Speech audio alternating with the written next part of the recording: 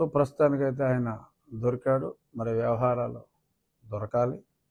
అలాగే మరో గనుడు, మరి గనులను చూసే వెంకటరెడ్డి, అతను కోస్ట్ గార్డ్ సర్వీసు, కోస్ట్ గార్డ్కి మైన్కి సంబంధం ఏంటో మరి తీసుకొచ్చిన ముఖ్యమంత్రి గారికి తెలియాలి. మరి ఆ వెంకటరెడ్డి గారు ఆ మైన్స్ ఆయన కూడా పరారులో ఉన్నారట. మరి ఇప్పుడు వాసుదేవరెడ్డి గారు లాగా మరి ఈయన ఎప్పుడు దొరుకుతాడు ఈ వెంకటరెడ్డి గారు? మరి అక్కడ కూడా చాలా విషయాలు మరి బయటికి రావాల్సింది ఉంది. అలాగే మరి గతంలో ఈ మైన్స్, ఈ శాండ్ వ్యవహారాలన్నీ చూసింది మధుసూదన్ రెడ్డి అనే ఇంకో అధికారి. మరి ఆయన సర్వీస్ నుంచి వచ్చాడు. ఆ మధుసూదన్ రెడ్డిని ఆ తర్వాత ఫైబర్ నెట్కి మార్చడం జరిగింది. మరి ఆ ఫైబర్ నెట్లో కూడా ఎన్నో అవకతవకలు జరిగాయి. మళ్ళీ ఆయన నేను వెనక్కి వెళ్ళిపోతాను బాబాయ్ అంటే మరి అతను కూడా సస్పెండ్ చేసి ఆపటం జరిగింది. ఇదే మరి ఎన్నోసార్లు మరి గతంలో వాసుదేవరెడ్డి, మధుసూదన్ రెడ్డి, వెంకటరెడ్డి వీరందరి గురించి మరి ఎక్కడెక్కడో మరి ఏరేరి తెచ్చారు ఆనిముత్యాలని. మరి అందరి గురించి కూడా అప్పుడే మరి వీళ్ళు అడుగులకు మడుగులు వస్తే ఇబ్బంది పడతారమ్మా అని చెప్పి చెప్పడం జరిగింది. మరి అయినా సరే మరి ఇంకో 10 ఏళ్ళు ఈయనే ఉంటాడు అనుకున్నారా, మరి ఏమనుకున్నారు మనకు తెలియదు. కానీ మొత్తం మీద అనుకున్నట్టే మరి చేంతాడంత బారు ఆరోపణలు అయితే ఈ ముగ్గురు మీద చాలా స్పష్టంగా ఉన్నాయి.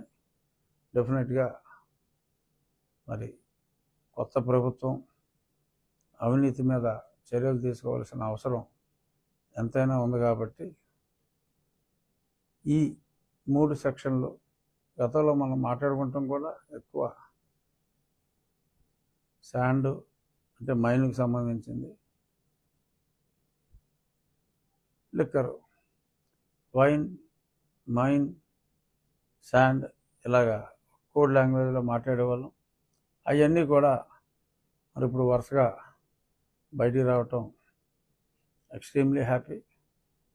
ఈరోజు మరి గతంలో విజయ్ పాల్ గత వారం, అది ఈ నెల 10వ తారీఖు 11వ తారీఖు వచ్చింది కదా, అప్పుడు ఇంటరిం యాంటిసిపేటరీ బెయిల్ అడుగుతూ ఇంటరిం అడిగాడు. మరి అప్పటి నుంచి కూడా అతను పరారులోనే ఉన్నాడు. ఇంటరిం అడిగితే మరి ఇప్పుడు లూత్రా గారు కూడా ఆర్గ్యూ చేయడం జరిగింది, ఇంటరిం బెయిల్ని తిరస్కరించడం జరిగింది.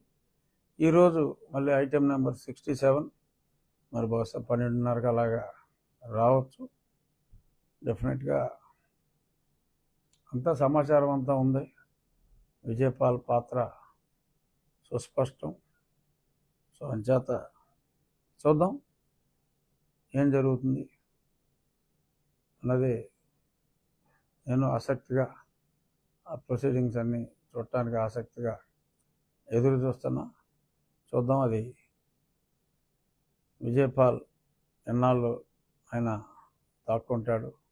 ఒకవేళ విజయపాల్ గారికి ఏమన్నా బెయిల్ వస్తే మిగిలిన వాళ్ళందరూ కూడా వరుసగా బెయిల్కి అప్లై చేద్దాం అనుకుంటున్నారా? నాకైతే త్వరితగతిన విచారణ అంతా క్లియరు, అక్కడ ఏమీ లేదు.